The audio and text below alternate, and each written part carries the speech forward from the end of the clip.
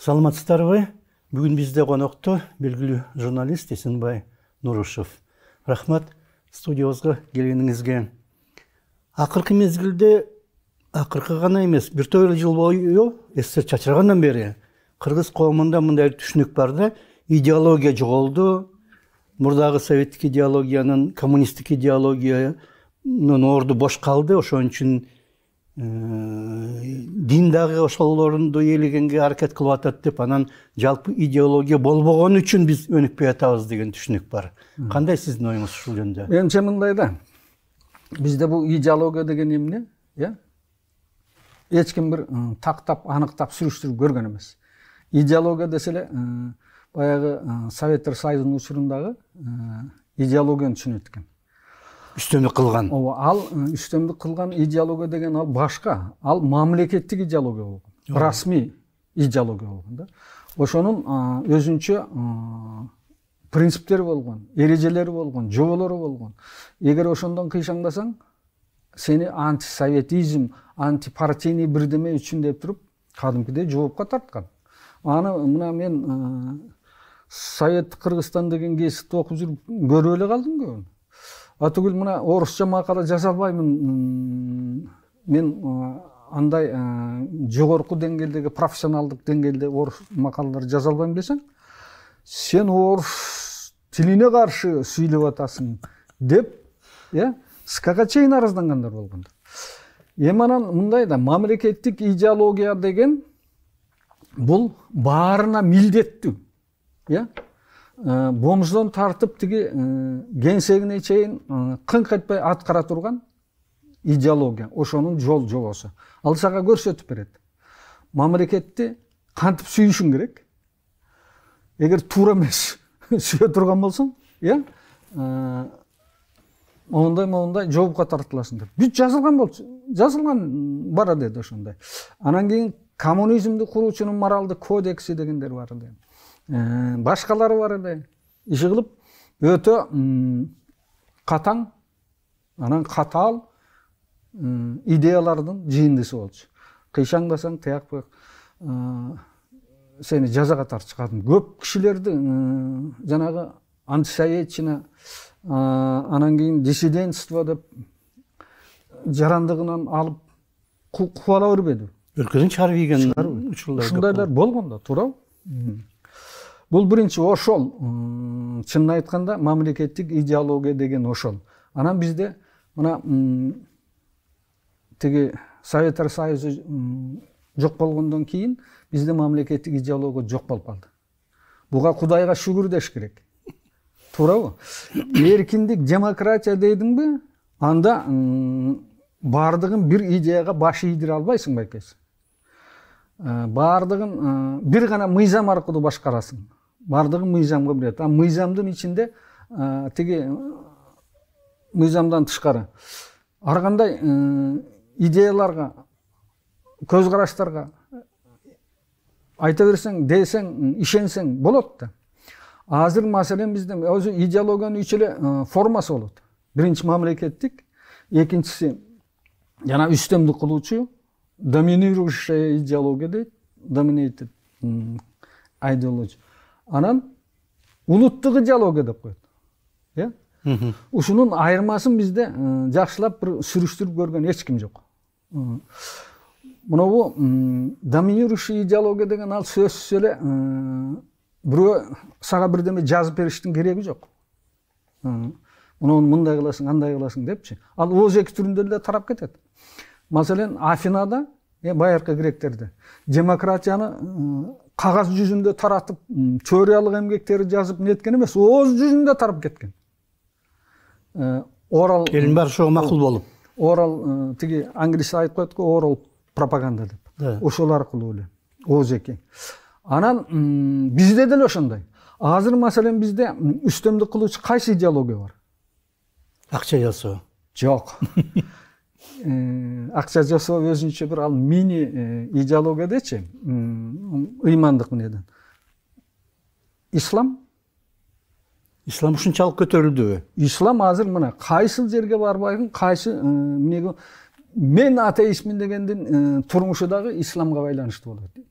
элге барасың, айыл апага барасың дегендей, бирөөгө көз көрсөткөнү барасың. Бүт ошо исламдын эмнесин жасап атпайсың.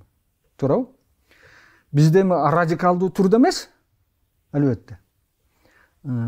Байыштуу түрдө, толерантный деп коет го, байыштуу түрдөгү ислам уже ебагы да келип үстөмдүк кылуучу идеология болуп калган азыр. Мына кылкылдап айт намаздарында көрүп атасың. Аянтка канча кишилер чыгат. Ошончо миңдеген. Ооба, ошончо кишини ошол жерге алып чыгара турган идея барбы башка? Азыр жок.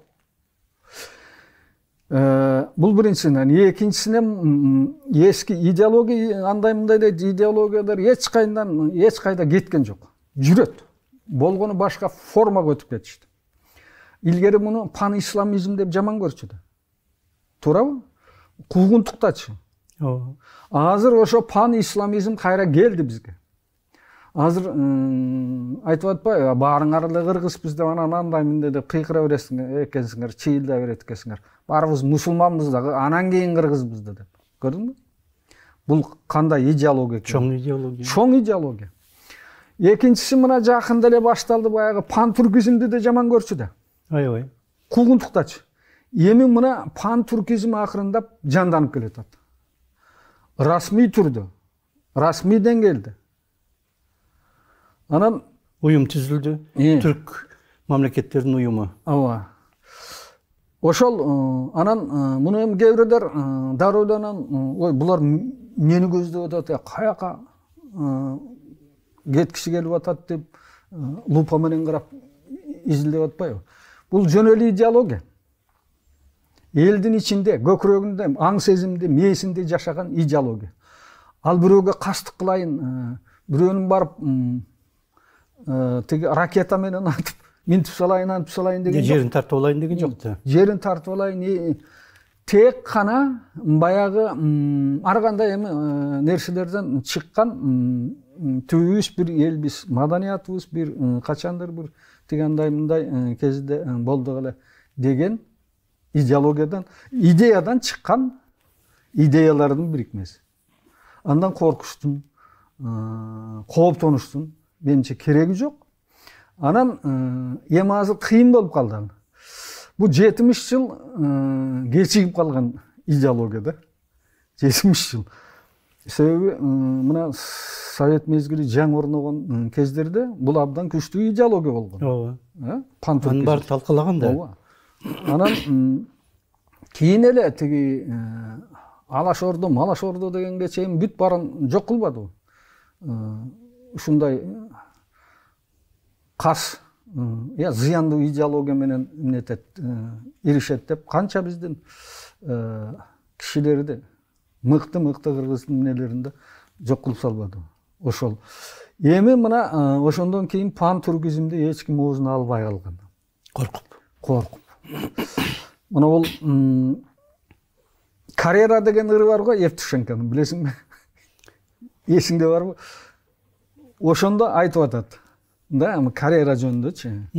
Анан кыйындарды менетип. Он знал, дейт, что вертится земля, дейт. Но у него была семья. Ошондой болуп калган да. Баарыбыз түрк эле экенибизди, ошол жактан чыкканыбызды андай мындай билгенбиз, бирок пан-туркизм деген жаман дегенден мындай коркуп айта алчу эмеспиз. Ошол эле учурда мына славяндардын бир имдиги бар. Улуу Британиянын эмеси бар эмеспи? Содружество. Тети Австралиядан Канадага чейин. Өзүнүн мурдагы колонияларын, бүт содружество кылып бириктирип алсаларга болот. Да. Пан Американ деген идеология да бар да. Бирок оңунан чыкпай атат, бирок бар да ошондой нерселер. Бардыгы бар. Анан эми ушу түрктөр, түрк тилдүү эл ушундай биригип атып бир андай мындай карым-катнашын жакшыртып атып бир деп эле, анан чочугандын кереги жок. Аябай сынга алынды мына ноябрда Түркияда түзүлгөн уюм. эми мындай ызы чуу түшүп кала берет. Анан кийин бул чынын айтканда корко турган деле идеология эмес, бирөөгө коркунуч туудура турган, дүйнөгө коркунуч туудура турган идеология эмес. Бул көбүнчө маданий, анан улуттук баягы аң сезимге байланышкан гана идеология. Бул экинчиси да бул үстөмдүк кылып аткан идеологиялар жөнүндө чоң макро идеологияларды алганда. Эң акырында улуттук идеология деген бар да. Муну дагы түшүнбөй жүрөт. Улуттук идеология деген бул улутчул болуп кетет. Анан андай мындай, бул туура эмес андай.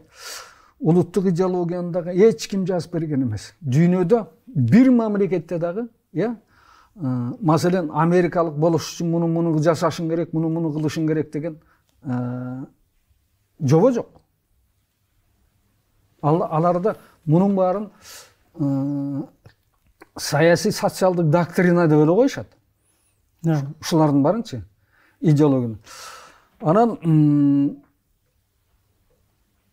кыргыз үчүн улуттук идеология десе эле эски тиги эмнелерди алып чыгып эле анан каяктагы бир унутулуп калган каада салт, анан башкасын дагы, анан кыргызга тиешеси жок нерселерди алып келип кыргызга киргизип атпайбы, идеология деп коюп. Биздин ата салттарыбыз ошондой деп. Ата салттын дагы азыр заманга ылайыктуу ошолорду ылгап, иргеп алыш керек да. Маселен, кыргыздар ата салты ошол жанагы мен көп эле айтып жүрөм, жанагы түлкү тебетейчи. Так. Анан чоң тебетейлер бар анда. Ата бабаларыбыз кийген. Алар кээ бирлериники 10 килограмм, 5 килограммдан турган. Анан ошо тебетей менен урган экен да жана кибиреген кыздардычы. Анан жыгылбай калса ошону күбөгө бере берген да. Карачы, салт ушул. Салт. Эми ошону жандантып керекпи? Жандантып керекпи?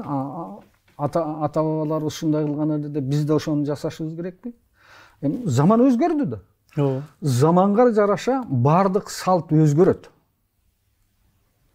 Ошону азыркы заманга ылайыктап бир жаңы салттарды кармагандын ордуна биз ушундай кээде тетириде кетип калып атабыз. Анан негизинен улуттук идеология бул улуттук идеядан чыгат. Негизги тамыры ошондо. Улут деген эмне? Биз өзүбүз кимбиз? Мен киммин маселен? Деген сыяктуу элечи. Анан кыргыздын иденттүүлүгүн аныкташ керек, анан андай мындай деп атпайбы? Кыргыздын иденттүүлүгүн аныктабай эле кой. Ал өзүнөн өзү аныкталып турат. Жети атаңды билесиңби деген осуяты бар да. Жети атаңды бил деген. Европалык элдер көбү жанагы монастырларда алып барып жаздырып, жана китептердечи кимдин кайерден туулганы. Ошол китепте катталып калган алар. Ошон үчүн булар баягы жети атасына муктаж болбой калган. Керек болсо ошо табылат. Монастырлардын, поптордун бар сүрөштүрүп ошону табылсын неткенде. А бизде андай жок да, жок болгон. Ошон үчүн жети ата деп. Сүрүштүрүп отурсаң, каяка барып отурсаң, кыргыздын иденттүүлүгүн аныктап алсаң болот ошол аркылуу эле. Кичи ууруңдан чыгасың, чоң ууруга барасың, чоң ууруңдан ары жана бузун деп коет. Махмуд Кашкариден племя деген чоң племя. Племядан ары бул племя каяктан чыккан? Бул бузун өзү. Барса эле ошо кыргыз деген атасы болгон деп санжыраларда тиги нелерде айтып жүрөт. Ошентип аныктап алсаң болот да. Анан улуттук идеологияны дагы бирөө жазып бербейт. Жок да. Айтып атпаймынбы? Кайсы элдин кайсы эмнеси бар ушундай алып туруп анан бекиткен расмий түрдө көрсөткөн. Жок. Мүмкүн бар? Жок ким? Жок. Жашыруун жанагы монголдордун сокровенное сказание дегени, жөөттөрдүн өздөрүнүн жаторалары. Алардагы мындай бир миф, жомок аралашып кеткен нерселер да, уламыш сыяктуу, улам көбүртүп жабыртып жана фейк окшогон нерселери көп. Бирок расмий түрдө. Расмий жок. Кабыл алынган эчтемеси жок. Бирок биригип, абдан өзүн күчтүү неткен улуттар бар да дүйнөдө. ошол эле еврейлер маселен, башкалар. Бизде деле ошол кыргыз деген, баягы атка кыргыз деген жалпы неге таянып, өзүбүз үчүн баягы улуттук идеологиябызды кармана алабыз. Анын бирөө тиги көрсөтүп бергендин деле кереги жок. Анча-мынча бул маданият аркылуу, жалпы көркөм өнөр аркылуу, өзгөчө адабият, көркөм адабият аркылуу өзүнөн өзү эле калыптана турган нерсе. Бирок азыр жоготуп баратабыз көп жерлерде. Пушкиндин сөзү бар го, билесиңдер, ыры. Здесь русский дух дейт, здесь Русью пахнет дейт. Бизге да ушундай керек, ой, бу жерде кыргыздын руху турат, көрүнүп турат, кыргыз жыттанып атат деген. Анан жанагы чыгармаларда, өзгөчө искусствода, тарыхта, тигандай мындайда биз кыргыздыкын аныктай албай калдык азыр. Кыргыздыкы деп эле анан азыр баягы калмактардын, монголдордун, башкалардын кийимдерин алып келип деле бизге кийгизип атат. Аралаштырыпчы. Анан аларды биларман деп. Ал билармандар кайсы булактын негизинде алган, тигандаймды мен билбейм. Маселен, Манаста мындай да. Кара чепкен ак калпак калың кыргыз белгиси дейт. Кара чапан, ак калпак, калың кыргыз белгиси дейт. Баягы гражданский форма деп коебузбу? Жаранды кийим. Ошону ошентип айтышат. Анан ак калпак, кара калпак эмес, күрөң калпак эмес, көк калпак эмес, ак калпак. Анан жөнөкөй эле нерсе азыр калпактын ар түрүн чыгара баштады. Аябай көп болуп кетти. Ой, бул каяктан тапкансың бул калпакты десең, ой, бул ата бабабыздан калгандай да, ата бабаң ак калпак эле кийген да десең болбойт. Ушул жагынан да бул айтып дей турган кээ бир нерселер бар. Улуттук идея, улуттук идеология иши кылып бар. Жаманбы, жакшыбы бар. Бирок жанагы мусулман идеологиясынын алдында басылып баратат да. Канчалык карама-каршылык, канчалык күчтүү? Эми күчтүү экени билинбей атат да. Билинбей атат. Жөн эле тиги кабыл алып атат. Анан каршылыгы жок бири-бирине. Бул бир жагынан жакшы. Акырындап-акырындапчы, кабыл алып кайсынысы үстөмдүк кылып кетсе, ошол негизги идеология болуп калат. Мисалы үчүн хиджаб. Эмнеге тарап кетти? Эмне үчүн аны эл жаш кыздар, бул жаңы келгенде, жаңы эмне эткенде мына исламдын тияк буяктын диний эмнелеринде таасир бар да. Ошолор аркылуу кирип атат. Бирок кыргызга анчайын деле кирген жок.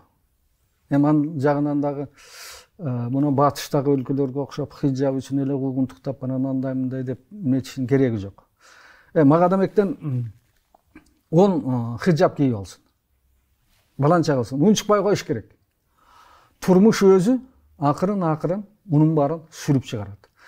Мына бул ислам келгенде, ислам кабыл алганда, кыргыз муну кабыл алган эмес көбү. Туурабы? Паранжы жабынган эмес.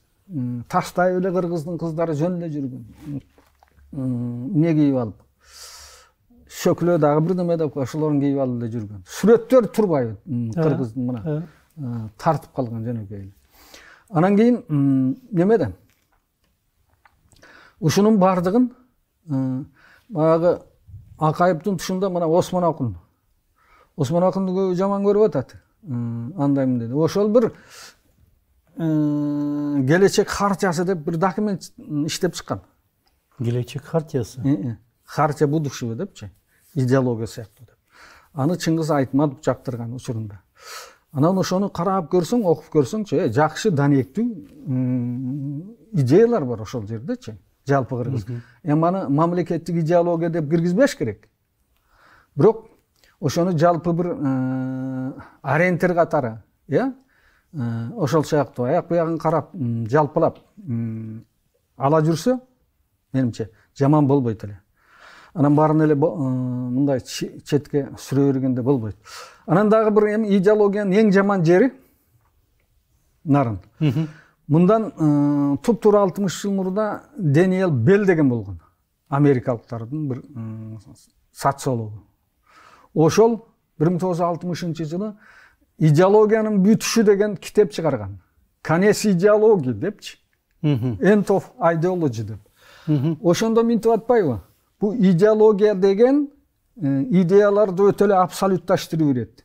Көтөрүпчү, көкөлөтүп берет. Анан аларды турмушка, реалдуу турмушта колдонуш кыйын болуп калат деп. Башкача айтканда идеология ажырым. Идеология дарыны угулуп салат деген. Ошон үчүн бизге башка нерсе керек. Ууну дары кыла турган системага өтүшүбүз керек деп. Аны тиги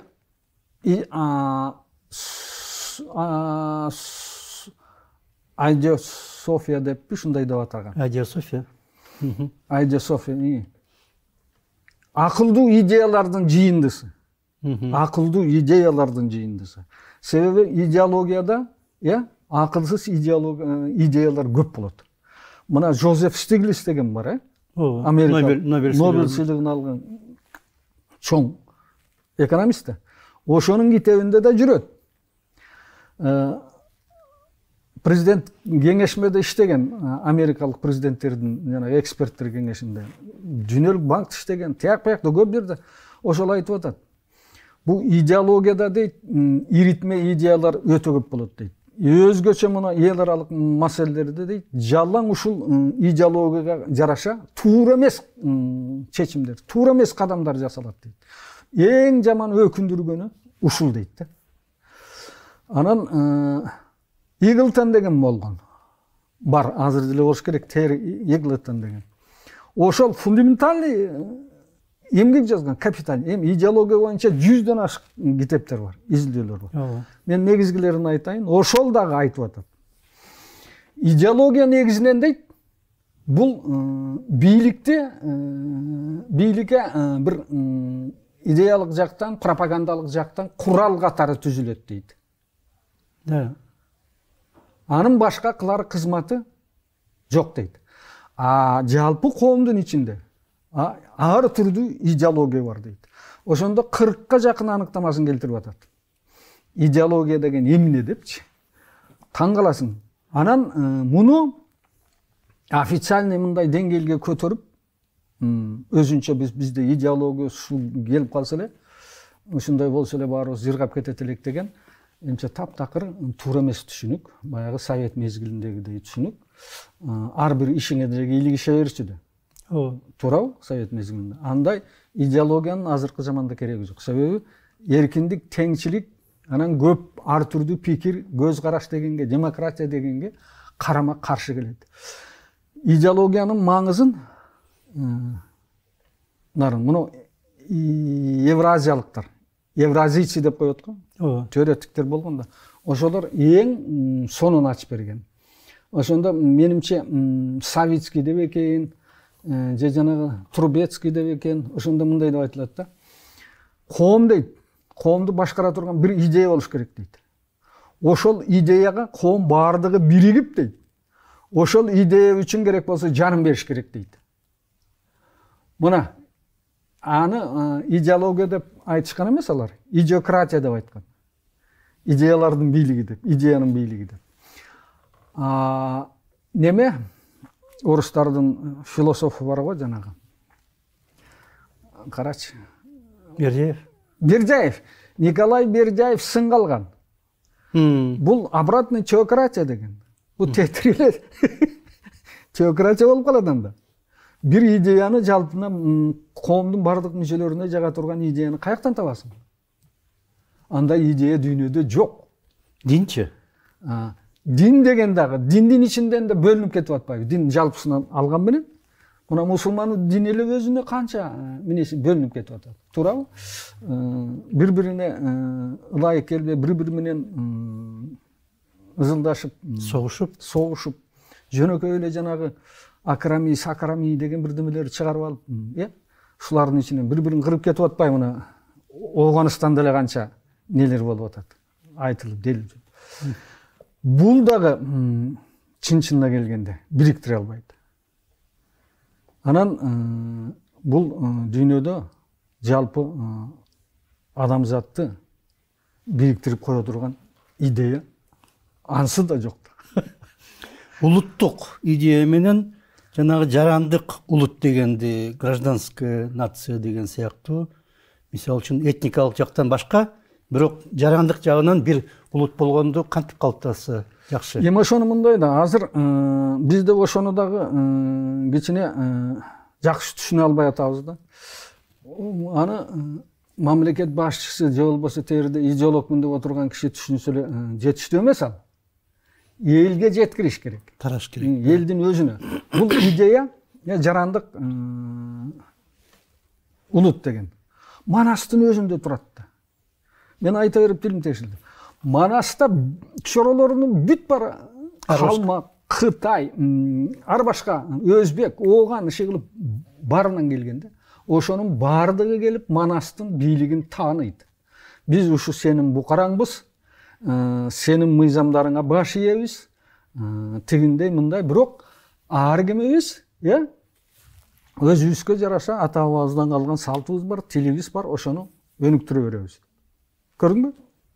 Аябай жакшы. Ушул муну тиги британиялык жанагы бир тарыхчы бар эле го. Ошол биринчи жазып чыкканда тиги баягы Манас жөнүндөбү? Жок, ушул идеянын өзүн жанагы жарандык улут дегенде. Ага чейин эле алар ошентип издеп жүргүчө биздин Манаста айтылып турат ошол. Канча кылым мурда? Канча кылым мурда айтылып турат. Манастын ошол осуят.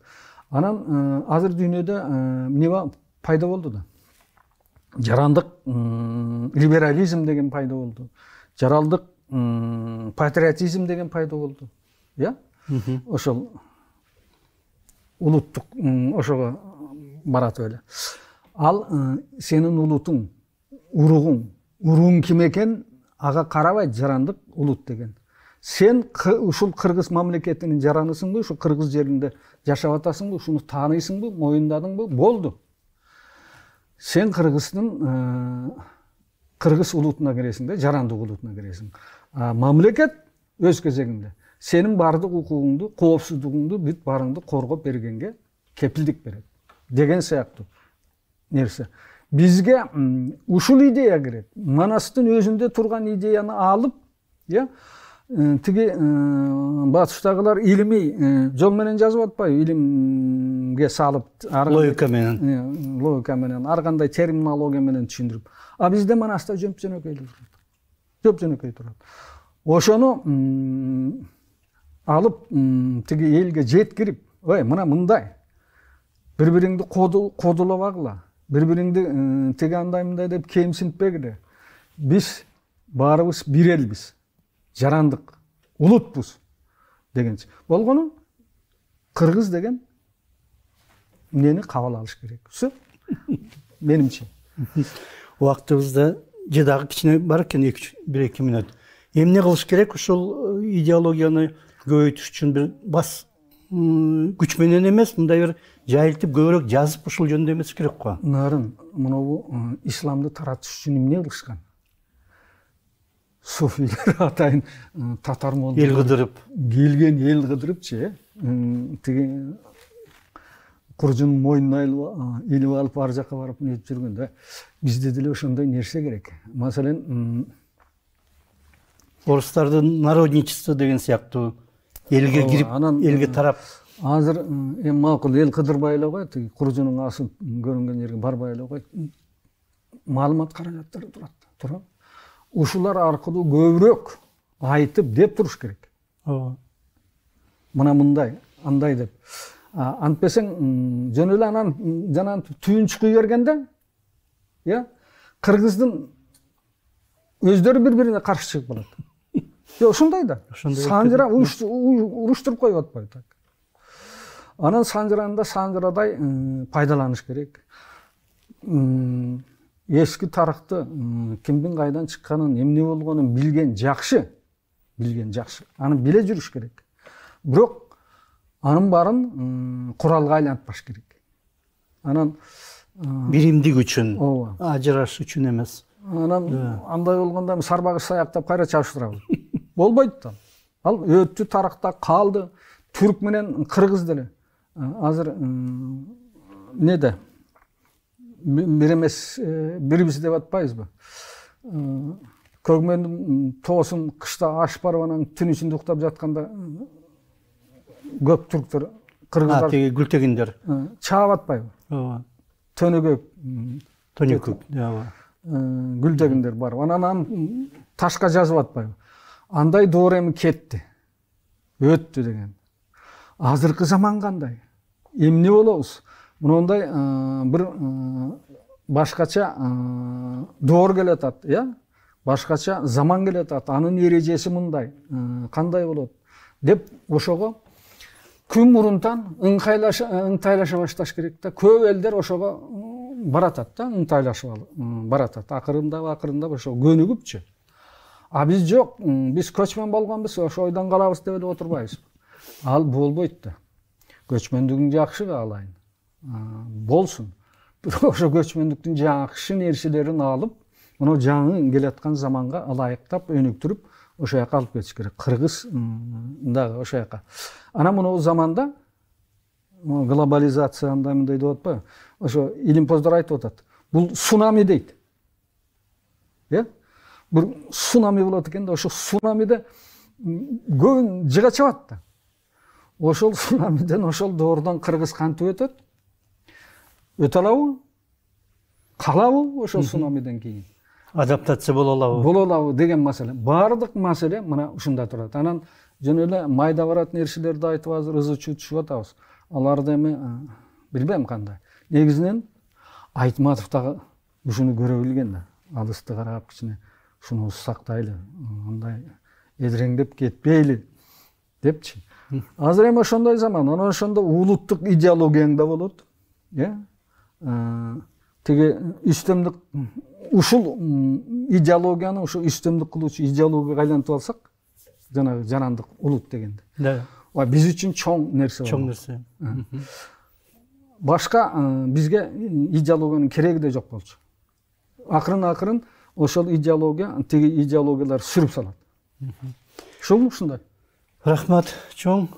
Бизде конокто белгилүү журналист Эсенбай Нурушев болду. Рахмат сизге. Саламаттаңыздар.